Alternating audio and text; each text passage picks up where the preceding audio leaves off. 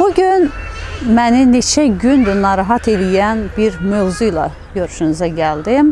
Bilirəm, deyəcəksiniz ki, başqa ciddi, daha böyük problemlər varkən sən nəyin hayındasan? Amma inanırım sizi ki, elə bütün böyük problemlərin kökündə insanın insana, insanın təbiətə olan laqeydliyi durur. Yadınızdadırsa, Aran Ağcabədi internet televiziyasında bir həftə öncə biz Ağgöl Milli Parkından çox gözəl açmış laləlikdən bir reportaj hazırladıq.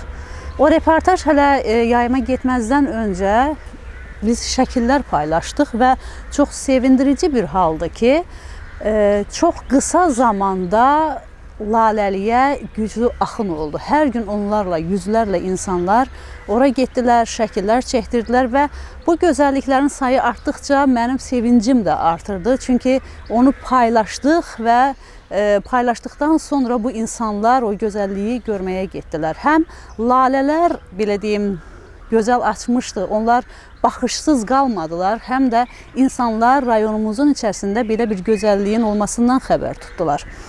Orada xüsusilə məni sevindirən, mənim gözümü oxşayan məqamlardan biri məhz xanımlarımızın, xüsusilə də uşaqların o lalələrlə incə təması, onlarla olan gözəl görüntüləri idi. Amma çox təəssüf ki, bu sevincimiz uzun çəkmədi. Daha sonra həmən laləliklərdə biz maşınların daxil olduğunu gördük. Laləliklərdə palazların salınıb üzərində insanların uzandığını gördük və ən dəhşətlisi həmən lalələrin içərisində manqalların qoyulduğunu gördük və bu da bizi çox incitdi. Həqiqətən, xüsusən belə deyim, o manqal ümumiyyətlə mənə çatmır. Bəli, təbiət qoynunda pikniklər təşkil etmək, təbiət qoynunda bir istirahət etmək əvvəldən var və gözəldir. Amma məhz lalələrin içərisində bu görüntülərin olması məni incitdi. Sanki belə deyək, Səttar Bəhluzadənin möhtəşəm bir tablosunun içərisinə kimsə kömürlə bir kişi şəkli və bir manqal şəkli çəkir. Yəni əsər korlanır. Bu da təbiətin əsəri idi və o içərisinə belə bir görüntülərin daxil olması həqiqətən ürək ağrıdıcı idi. Bu təkcə bizim ürəyimizi ağrıtmadı. Bizə çox sayda mesajlar və zənglər gəlməyə başladı ki, siz getdiniz, o görüntüləri göstərdiniz və insanlar artıq laləlikləri bu cür kobud şəkildə əzməyə başladılar. Və düşündüm ki, biz də bu məsələyə münasibət bildirək. Həm evdə müzakirələr gedirdi bununla bağlı, həm bizim iş yerində bununla bağlı söhbətlərimiz olurdu. Və düşündüm ki, biz burada danışırıq, narahatçılığımızı bildiririk, amma bunu özümüz deyib, özümüz eşidirik. Bəlkə bu görüntülər, bu belə deyək, söhbətlərimizi daha səsli və görüntülü edək ki, bizim mesajlarımız, bizim çağırışlarımız hamıya çatsın. Və elə bugün bizim əməkdaşımız, mənim illərdir bir yerdə çalışdığım çiyindaşım Gündüz Sevindiklə bərabər belə qərara gəldik ki, elə öz aramızda danışdıqlarımızı həm də video görüntü şəkildə danışaq ki, sizlər də eşidəsiniz. Buyurun Gündüz müəllim, mən sizin də fikirlərinizi bu haqda eşitmək istəyirəm. Hər vaxtınız xeyir olsun Məsəti xanım, sizi eləcə də hazırda bizi izləyən çoxsaylı tamaşaçılarımızı, dostlarımızı salamlayıram mən də. Həqiqətən çox yaralı bir mövzuya toxundunuz. Bəli, bu yaxınlarda məsələ mövsümü olaraq lalələrin açması münasibəti ilə sizin təqdimatda Ağgöl Milli Parkından çox gözəl bir reportaj çəkdiniz, yayımladınız və bizim kanalda efirə getdi. Və bu veriliş yayımlanandan sonra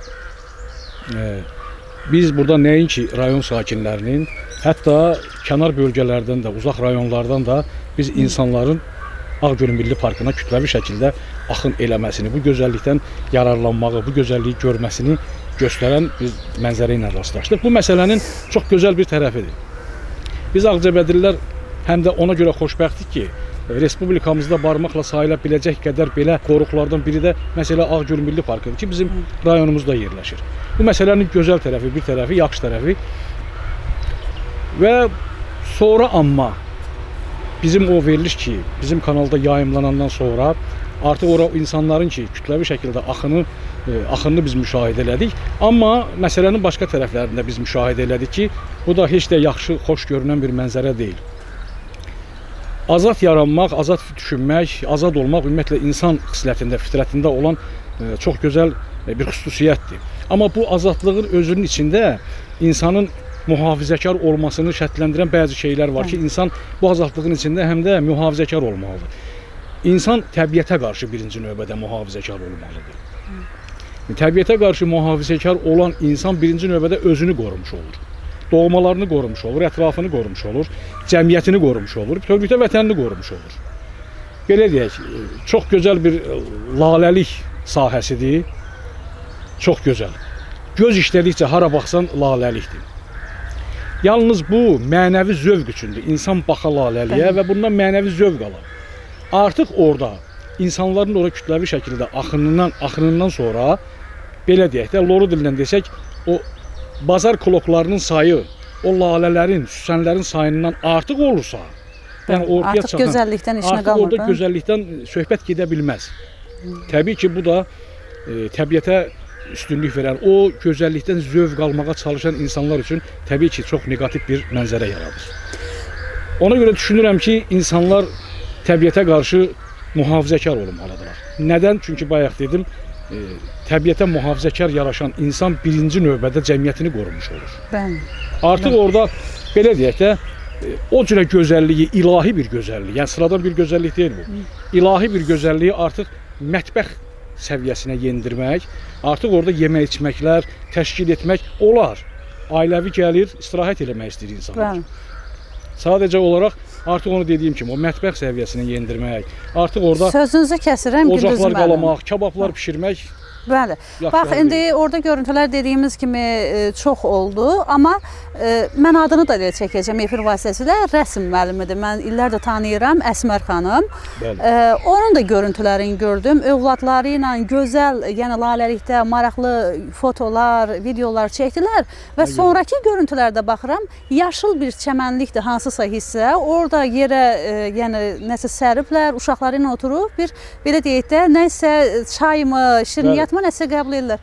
Yəni bu gözəl. Bəli, övladlarla bir gün istirahət eləmək nə gözəl. Amma o xanımın çiçəklərə yanaşması mənə çox xoş gəldi ki, orada sadəcə şəkilləri çəkdirdilər, gözəl görüntüləri seyr elədilər, amma o yeyib içmək tərəfini başqa hissədə elədilər. Amma sanki insanların çoxu, məsələn o maşınlar təkcə Ağcabədi deyil, bu son vaxtlar bilirsiniz də sosial şəbəkədə nəyi çox izləyirsənsə onlar daha çox rastına çıxır və tək Ağcabədidə yox, Bərdədə və digər bölgələrimizdə də bəli, yox, məhz laləlik olan yerlərdə maşınların o laləliyə sürülməsini mən çox müşahidə elədim. Bəzilərində yəni yaddaşa vurub saxlamışam. Yəni bu sizcə nədən irəli gəlir? Bu insanın şəxsiyyətinə olan bir əskiklikdən irəli gəlirmi? Özünü hansısa formada təqdim etmək istəyindən irəli gəlirmi? Nədir? Yəni bunun səbəbi sizcə nədir ki, məhz insanlar onu fəxrlə paylaşırlar ki, o gözəlliyi mən bu maşınımla əzirəm və bunu paylaşıram. Nədən irəli gəlir bu? Yenə də çox gözəl bir məqama toxundunuz, Məhzət xanım. Tək laləliyimiz deyil bizim. Mən özüm şahid olmuşam, elə sizlər də yəqin şahid olmuşsunuz ki, istənilən bir istirahət obyektinə, istirahət məkanına gedəndə, belə çimərliklərə gedəndə insanlar bir maşın yükü ora yemək içmək aparırlar. Bu təbiətin bizlərə bəxş elədiyi bir gözəl panoramdır, gözəl bir səhnədir. Burada mənəvi zövq almaq lazımdır.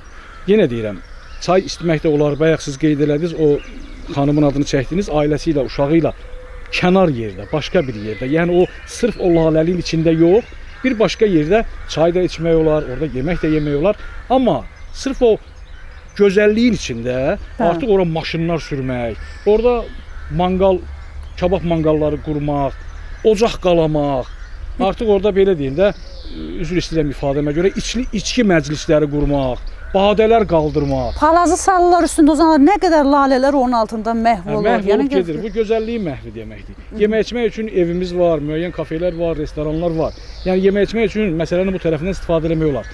Amma əziz dostlarımız, bizim qardaşlarımız, bacılarımız, biz istəyirik ki, bu təbiət öz gözəlliyini qoruyub saxlasın. Estetik zövq formalaşın insanlarımızda. Bəli.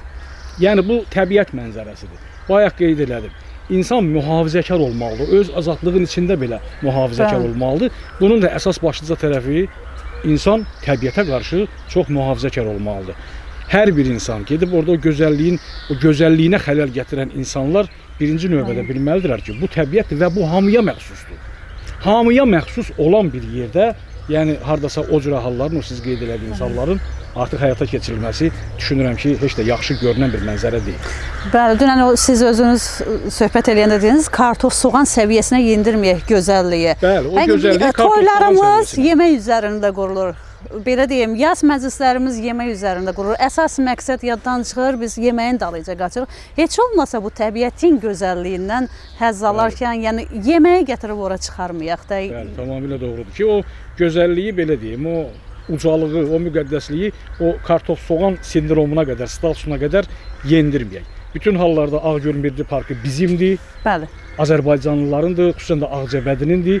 Bu gözəllikdən lalələr orada hər il açır. Mövsüm olaraq hər ildə lalələr, təkcə lalələr deyil, qırmızı kitaba düşmüş digər qiymətli o nadir bitkilər ki var. Bəli. Sizin o çəkilişinizdə, reportajınızda o kadrlar öz əksini tapmışdır.